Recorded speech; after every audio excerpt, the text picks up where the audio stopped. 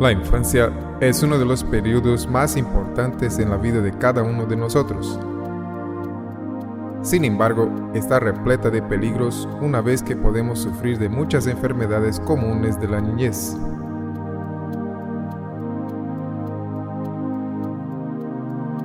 Asma, neumonía y diarreas.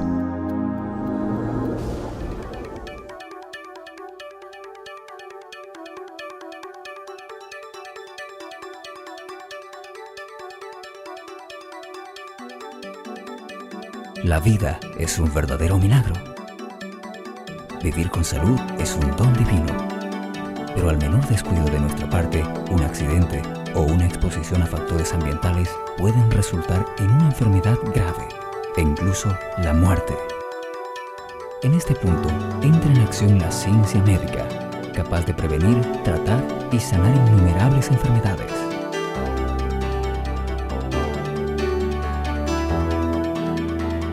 Crónicas de salud.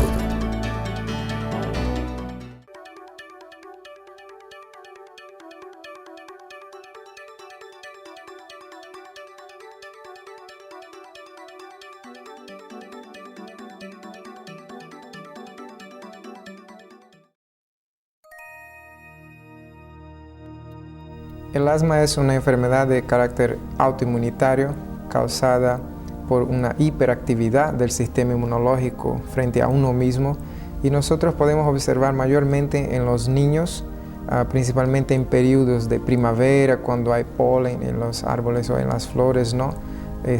La enfermedad se presenta con más frecuencia, pero hay personas que incluso llegan a edad adulta, adolescentes, adultos e incluso ancianos muchas veces la presentan.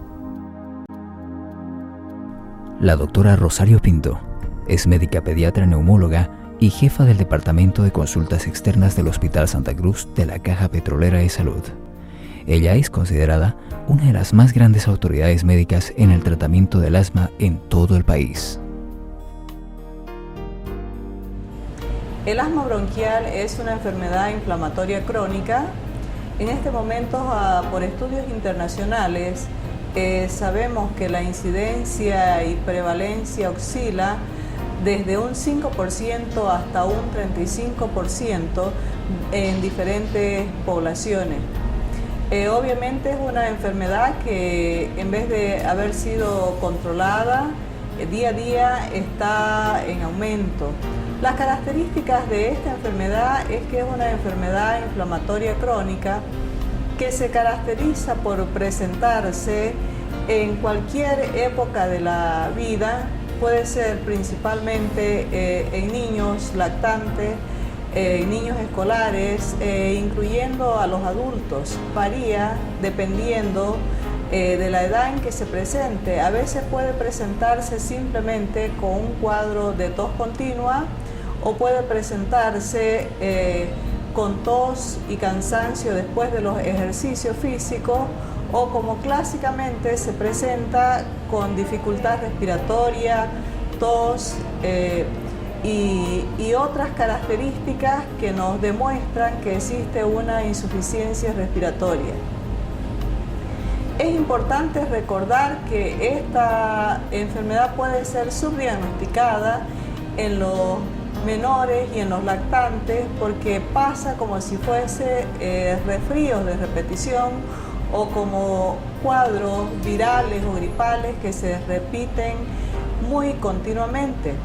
Para ello es importante saber que para que esta enfermedad se produzca, nosotros tenemos antecedentes generalmente de que existe una herencia familiar, y además de eso una predisposición genética que se asocia con el cuadro respiratorio. ¿Qué significa eso? Que si dentro de la familia nosotros tenemos en padres, abuelos, hermanos o tíos antecedentes de enfermedades como rinitis, como dermatitis o inclusive del asma bronquial, y tenemos en los descendientes estos cuadros que pueden ser respiratorios y continuos, como ya hemos dicho, debemos buscar a los médicos, al especialista, para que nos dé un diagnóstico correcto. Como ya decía, la característica principal cuando ya la enfermedad se manifiesta clásicamente es que comienza con periodos de tos y con dificultad respiratoria. Vamos a ver en aquellos niños pequeños que sienten la falta de aire y que además cuando este proceso ya es un proceso avanzado, que es un cuadro severo, puede haber hasta retracción de las costillas, lo que manifiesta cada vez una insuficiencia respiratoria importante. Desde el punto de vista clínico podemos clasificarla como un asma leve, como un asma moderada y como un asma severa. Pero además de este cuadro, nosotros también podemos clasificarla dependiendo de su severidad en asma intermitente o asma perenne o crónica, cuando ya los pacientes presentan estos síntomas con una frecuencia mayor a cada mes, a cada semana. Dependiendo de eso es que en la actualidad nosotros adoptamos algunas clasificaciones para determinar si esta enfermedad, si este paciente va a necesitar de hacer algún tratamiento de prevención. Otra cosa que es importante recordar, que existen algunos factores desencadenantes que son los que van a ayudar a que esta enfermedad se presente como cuadro de crisis aguda. Por eso es importante que dentro de la prevención recordemos la parte de medio ambiente. El hecho de fumar dentro o intradomiciliar es un factor que se ha encontrado como un desencadenante principal para los cuadros agudos de esta enfermedad. Por lo tanto, nosotros debemos establecer, en caso de los niños, cuáles son los factores condicionantes para hacer una educación tanto a los padres como a familiares. Y en el caso de los adultos, debemos hacer una buena historia clínica para determinar cuáles son los factores que en esto está predisponiendo también a los cuadros agudos de esta enfermedad. Cuando nosotros hablamos de asma desde el punto de vista profesional, también queremos decir que los investigadores se sientan normalmente cada año para investigar las nuevas formas de tratamiento de esta enfermedad, pero que principalmente lo importante es que el paciente llegue a la consulta médica, a la consulta del especialista, para determinar cuál es la gravedad del cuadro, del proceso, para poder iniciar el tratamiento como corresponde. Como ya decía anteriormente, es muy importante cuando pensamos en el tratamiento de esta enfermedad, en principio hacer el diagnóstico. Hacíamos referencia de un diagnóstico clínico, pero también es importante hacer un diagnóstico desde el punto de vista laboratorial.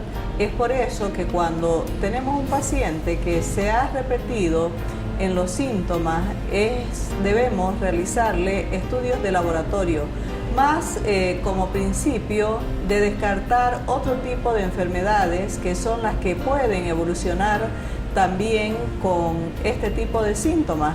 Desde los exámenes más simples, como un hemograma, nos pueden ayudar para ver si dentro de esta celularidad tenemos algunas células que nos van sugiriendo que existe un cuadro de tipo alérgico.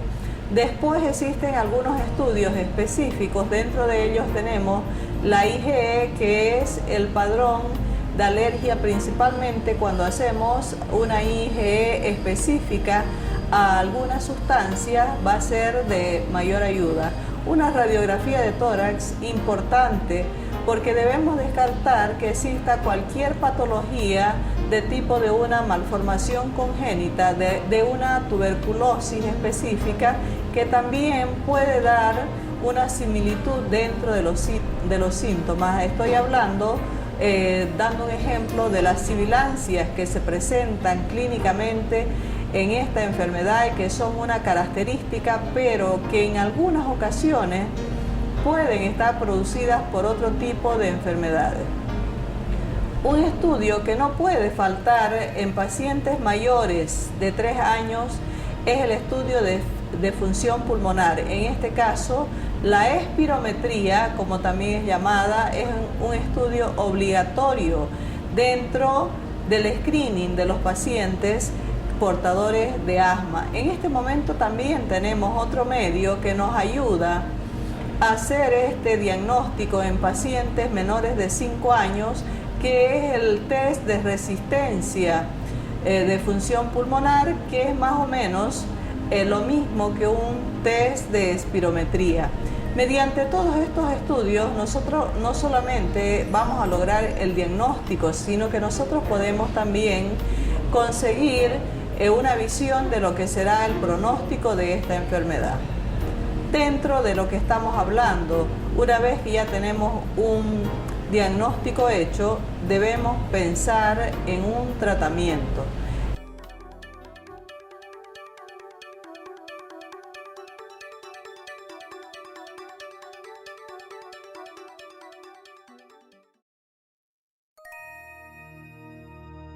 Los tratamientos son diversos.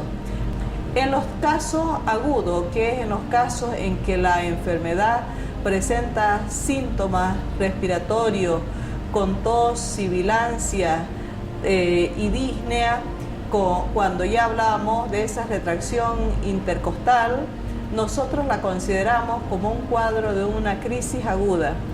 El tratamiento en estos casos básico debe ser con broncodilatadores. Los broncodilatadores deben ser de uso inmediato en los pacientes con insuficiencia respiratoria de tipo variable, desde leve hasta grave, pero serán los que nos van a dar un mejor efecto para revertir este cuadro. En los casos que ya estamos pensando en un tratamiento de prevención, que vendría a ser en el asma persistente, el tratamiento ya debe ser hecho en esquemas diferentes una vez hecha la clasificación del diagnóstico, desde leve hasta moderado hasta severo. Podemos utilizar los corticoides inhalados en diferentes dosis, obviamente con algunas alternativas o asociaciones dependiendo de la gravedad, donde se pueden utilizar otras drogas, como el caso de los inhibidores de los leucotrienos, que también pueden funcionar bien en los casos leves y en el asma desencadenada por ejercicio. También tenemos otras drogas como las teofilinas de liberación lenta, y podemos llegar inclusive a los corticoides vía sistémica en los casos más severos, y como última instancia, ante una no respuesta a los otros tipos de drogas que se van usando en menor y mayor concentración dependiendo de la necesidad de cada paciente, en este momento ya se está usando la anti-IgE, que viene a ser una droga como última alternativa de tratamiento. Obviamente, dependiendo de cada paciente, como ya hemos dicho, necesita en principio un diagnóstico y un tratamiento que va siendo evaluado dependiendo de la respuesta de cada paciente, y que puede ser muy dinámico, es decir, podemos aumentar dosis, podemos disminuir dosis, podemos aumentar drogas, disminuir drogas. Todo esto va a estar en dependencia de la necesidad de cada paciente. Obviamente que como es una enfermedad crónica, todo paciente debe tener en cuenta que el tratamiento es un tratamiento a largo plazo, en un mínimo de 3 a 5 años, y como ya digo, existen pacientes que de repente puedan necesitar usar este tipo de drogas durante toda su vida. Todo va a depender del diagnóstico que nosotros hayamos realizado en principio y que hayamos sido hayamos ido evaluándolo en una consulta mínima de cada mes para saber cuál es la evolución que va teniendo nuestro paciente con la respuesta a los medicamentos.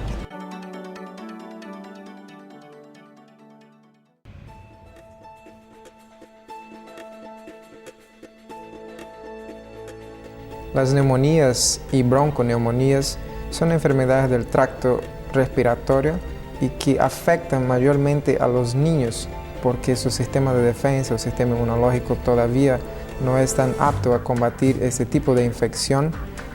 Muchas veces son causadas por virus, en otras oportunidades por bacterias o incluso empiezan con una cosa y se sobreinfectan. Y hay hongos que también la producen, o sea, producen este tipo de cuadro. El doctor Antonio Arnés es médico pediatra en el Hospital Santa Cruz de la Caja Petrolera de Salud. Él es considerado una de las más grandes autoridades médicas en el tratamiento de las neumonías en todo el país. Bueno, vamos a hablar ahora de otro tipo de patologías que son los cuadros de tipo respiratorio, y entre ellos hemos escogido el más común, el más frecuente, que son los cuadros de neumonía aguda. Estos cuadros respiratorios también son una causa muy importante de gran mortalidad, sobre todo en las áreas muy aledañas o de provincia de nuestro departamento, como una de las dos causas más frecuentes de mortalidad en niños menores de 5 años. Tenemos como clínica de esta patología, que es lo que más nos va a llamar la atención, a un niño que está respirando rápido. Un niño que se encuentra con un distrés respiratorio, con una manifestación de dificultad para tanto introducir como expirar el aire. Esto le llamamos nosotros una disnea, que es la fatiga que tiene el paciente para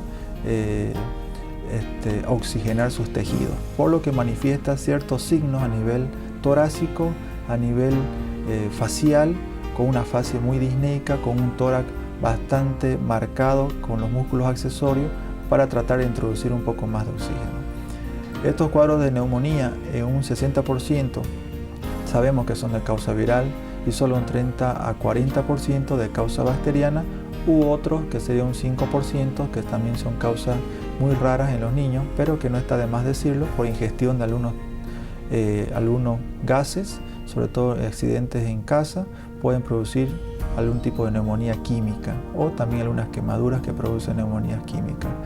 El diagnóstico es casi un 80% clínico, con todo lo que le refería en la sintomatología. Aparte de toda la parte respiratoria, el niño se va a encontrar con una dinamia, con una falta y desgano para tomar sus alimentos, un cuadro febril que dura entre 3 a 5 días, lo cual aumenta la cantidad también de pérdidas del niño.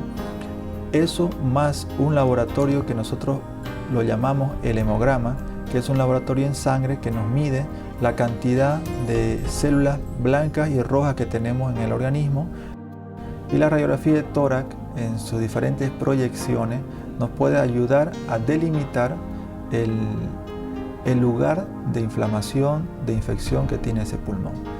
Y lo hacemos como una rutina a los pacientes, sobre todo bien pequeños, los cuales dificulta mucho la auscultación pulmonar y que no nos podemos basar simplemente en la clínica. Necesitamos a veces apoyarnos con un examen radiológico que es simple, que es barato y que lo tenemos en menos de 10 minutos.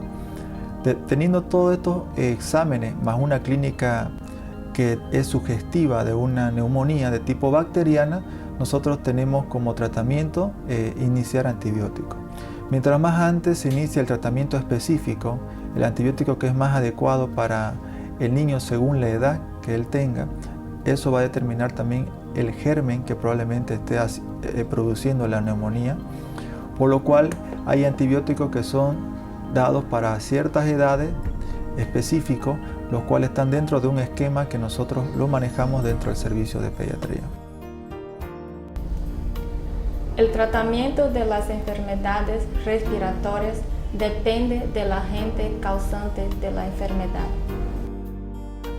Una de las cosas que tenemos que recalcar que también dentro del tratamiento debe ser dado un tratamiento de sostén. Si el niño está con una fatiga respiratoria Si el niño está con un problema de índole de hipoxia, con dificultad respiratoria, tenemos que darle oxígeno. Entonces se le puede instaurar una bigotera y dar un poco de oxígeno para evitar que esa hipoxemia siga avanzando y que órganos tan importantes como el cerebro y corazón sufran la disminución del oxígeno sanguíneo.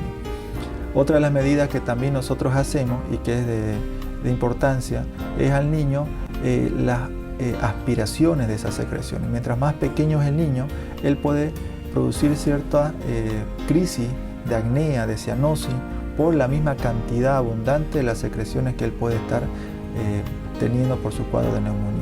Entonces, una de las cosas que tenemos que instaurar dentro del tratamiento es la aspiración de esas secreciones, es la limpieza de las vías aéreas y enseñar a la madre que sea lo más regularmente posible, ya sea internado el niño o en la casa, la limpieza de estas aspiraciones.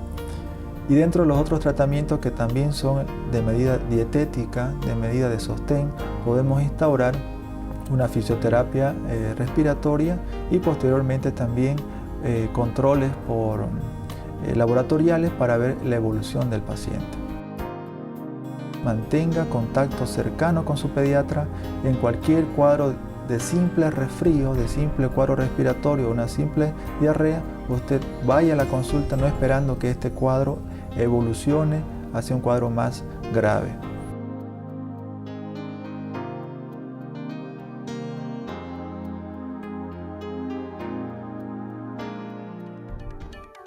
Enseguida vuelve Crónicas de Salud. La mayoría de las enfermedades que afligen la humanidad pueden ser prevenidas o evitadas. Vivir con salud requiere de buenos hábitos, de disciplina, de un buen estilo de vida, de una dieta y alimentación adecuadas, de ejercicios físicos y de momentos de alegría, relajación y de reposo. La práctica de una religión, la meditación y la fe en Dios hacen bien para la salud y alimentan las esperanzas de cualquier ser humano. Nosotros necesitamos de una mente, cuerpo y espíritu saludables para poder vivir con plenitud y tener felicidad. Continuamos con Crónicas de Salud.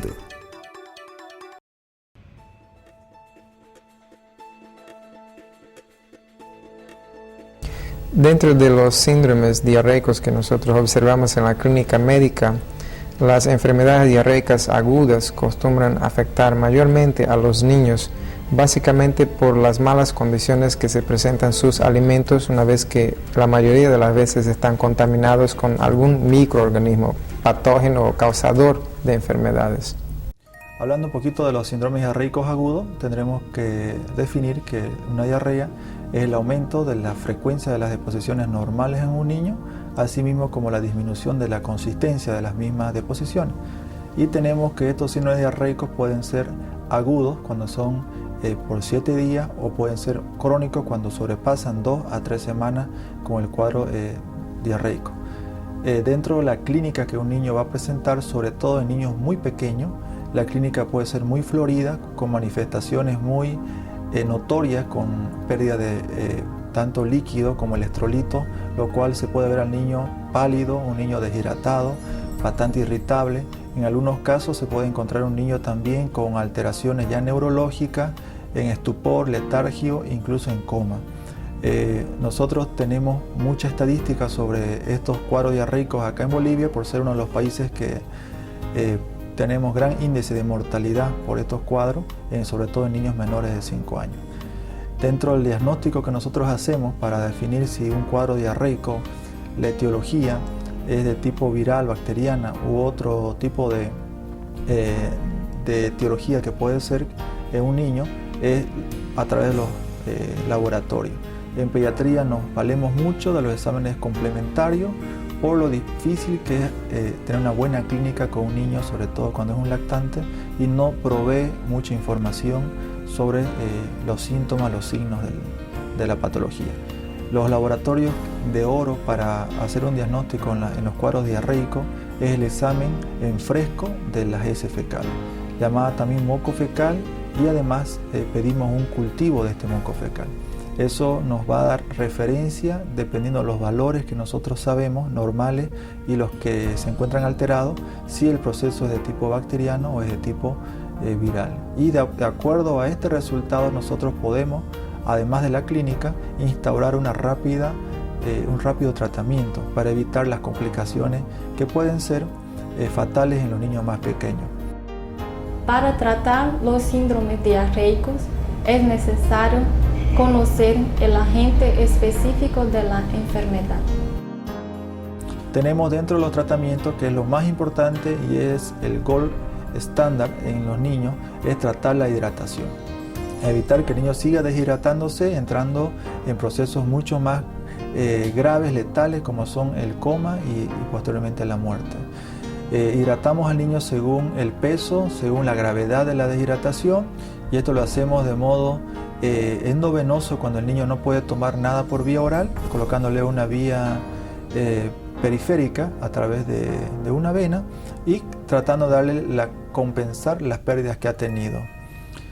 Tenemos también el tratamiento más específico, que en este caso sería, si nos viene un laboratorio que nos hace referencia a un cuadro bacteriano, está una índole de muchos antibióticos, que los cuales ya han sido muy bien estudiados para cada caso en específico sea el más adecuado. Y dentro de las otras medidas que tenemos que tener con estos niños con diarrea, con deposiciones, es el instaurar una dieta. Si bien el líquido por vía venosa va a evitar la deshidratación y el antibiótico va a tratar la causa específica del problema diarreico, no nos olvidemos que también muchos de nuestros niños están con algún grado de desnutrición. Así que no podemos dejar al niño sin una dieta adecuada. Si bien no podemos darle la dieta que normalmente le daríamos a un niño que esté sano, pero debemos instaurar lo más antes posible una dieta vía oral. No olvidemos que los niños menores de 5 años son una causa muy importante de morbo y mortalidad de los cuadros diarreicos y respiratorios. Todos los niños que son menores de 2 meses con cualquier cuadro diarreico o respiratorio inmediatamente debe ser llevado a un centro hospitalario y valorado para su internación y su tratamiento dentro de un servicio que cuente con las condiciones tanto de infraestructura como de personal para darle un tratamiento adecuado a este niño.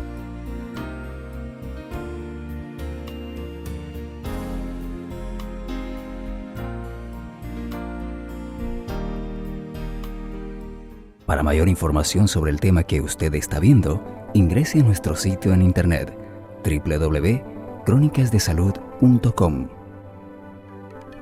Existen innumerables enfermedades y accidentes en los cuales no es posible alterar el curso de su desarrollo, prevenir a que ocurran o sanarlas por completo. Sin embargo, en varios casos usted tiene el poder para cambiar la enfermedad que le aflige, pudiendo lograr una mejor vida y por mucho más tiempo. La pregunta es, ¿usted hará buen uso de este poder? ¿Cambiaría usted el futuro de su salud y de su vida si supiera cómo hacerlo? Nosotros podemos ayudarle.